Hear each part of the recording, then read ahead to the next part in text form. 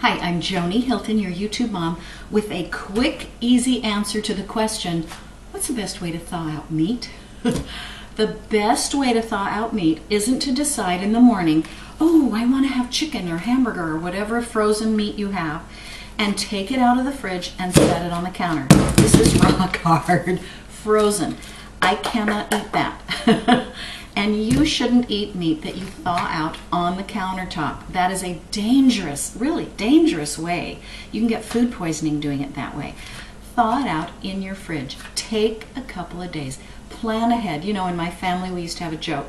We saw a cartoon once of a guy painting a billboard, and he wrote Planahea, and he didn't have room for the D, so it was Planahea.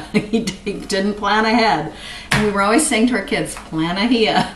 So Planahea, and put your chicken out in your fridge from your freezer, not on the countertop, for a day or two until it thaws safely, staying cold. Because if it's on the countertop, yes, it will thaw out, but guess what? The outer parts will get way too warm. Bacteria will start to grow, rancidity will begin, rottenness will begin, and you're going to eat that.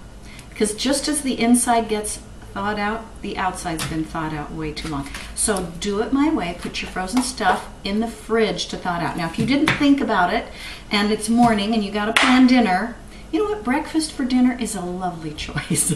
Do something else for dinner. Don't risk your health. Okay, I'm Joni Hilton, your YouTube mom. Go to my website, jonihilton.com. Scroll through here. There are hundreds of life hacks for you, and we'll see you next time.